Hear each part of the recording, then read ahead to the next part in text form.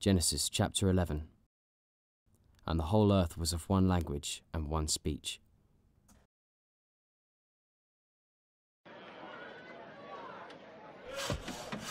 Yet they abused this unity whilst building the Tower of Babel, and posed competition to God. And the Lord confound their language, that they may not understand one another's speech.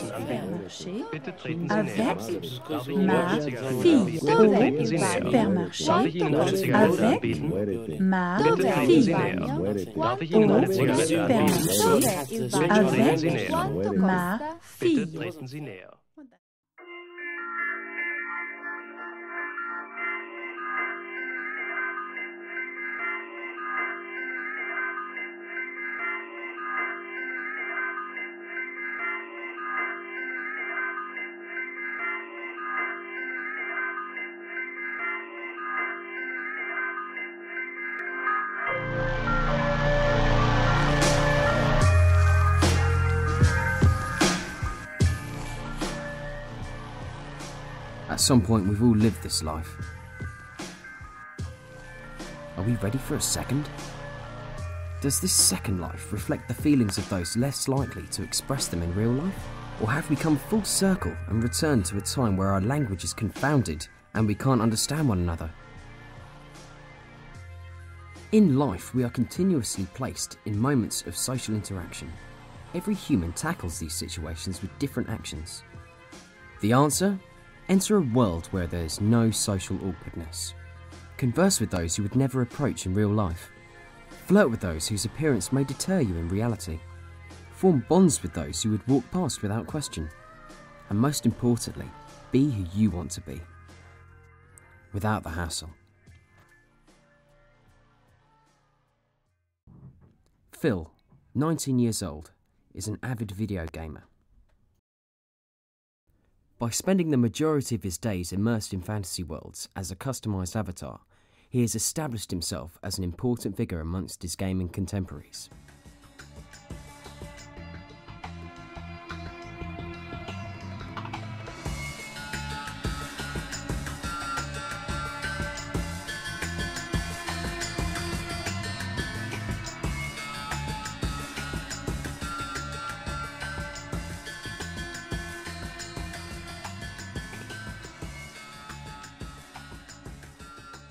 Unfortunately, Phil's confidence in his character and status in the game doesn't necessarily cross over to his real-life persona.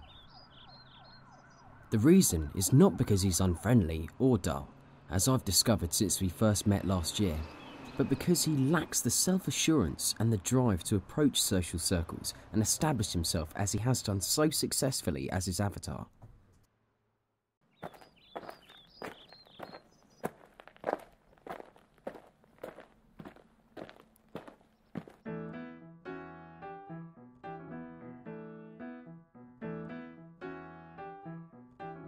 And Phil isn't alone, with over 50 million users now logged on to the massive multiplayer online role-playing games. He has plenty of company. These players use a mouse, not as the everyday tools we perceive them to be, but as devices to maneuver and interact in their worlds. Every day, they log on and break the barriers that prevent social satisfaction in the real world.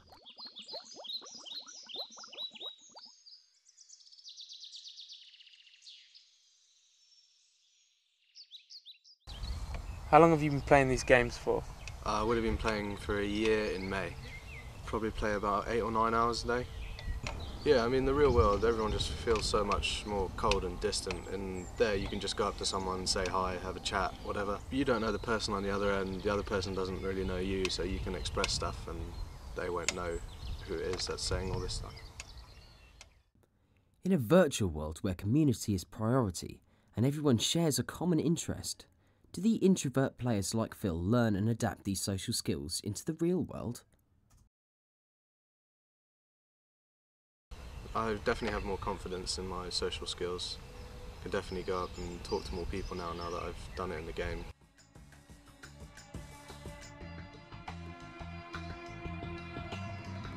It is evident how our language has evolved.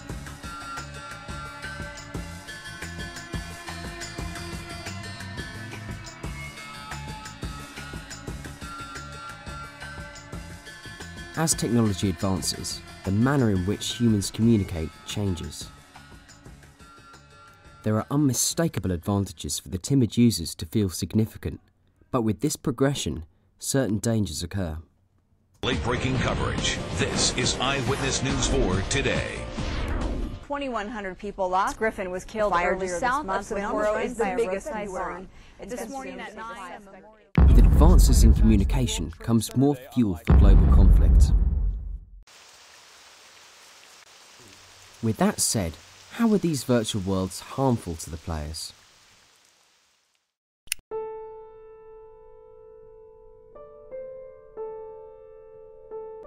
Whilst users like Phil feel they may have improved their real-life social skills through online interaction, it's important to consider the drawbacks of anonymous communication through an avatar.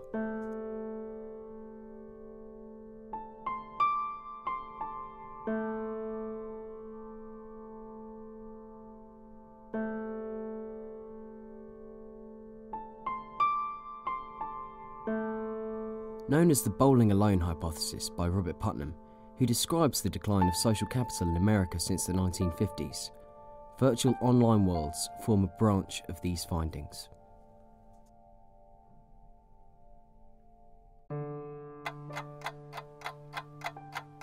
Phil's average time spent in these games totals a shocking 12 hours a day, a complete working day of real-life isolation. Whilst Phil and his online peers share their own community, sacrificing a real person's interaction has to pose significant harm.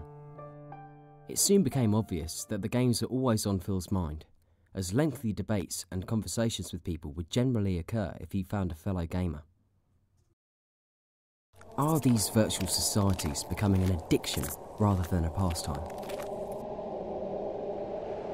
Discovering countless stories of the obsession of these online worlds, it became clear that an addiction was the right term. In the same sense that a drug addict or an alcoholic loses sense of reality and in turn loses the people that matter in their lives.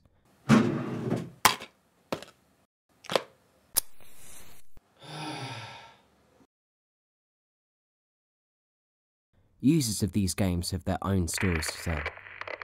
My name is not important. One of the happiest years of my life. Purchased World of Warcraft. Are you ready for your life to change? She seemed intrigued. She stopped telling me she loved me. I realised what the game was doing to our relationship. She broke up with me for getting in the way. I don't know where she is. I don't know who to blame. Her fault for developing an addiction. My fault for buying the game. Or the company for making an addicting product. I started playing this game not expecting to get that addicted, not playing on it for very long.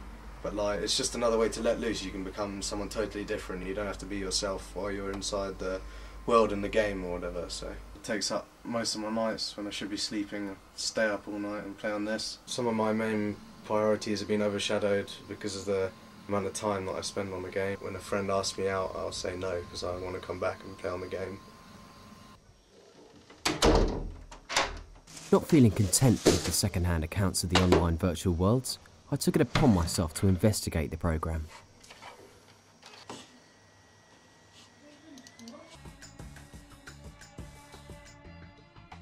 Discovering the fantasy elements of World of Warcraft to be too distracting, I found myself ignoring the goals of the game to approach the social aspect of meeting other gamers. This is clearly a world where the inhabitants focus on their character's success with the tasks, more akin to the business side of real life rather than a casual social environment. The scale of the maps were colossal and genuinely represented a natural world. It was undeniable not to see the attraction. After seeing this ideal society, and then entering back into our own world of negativity, my only wish was to go back to the world of Warcraft.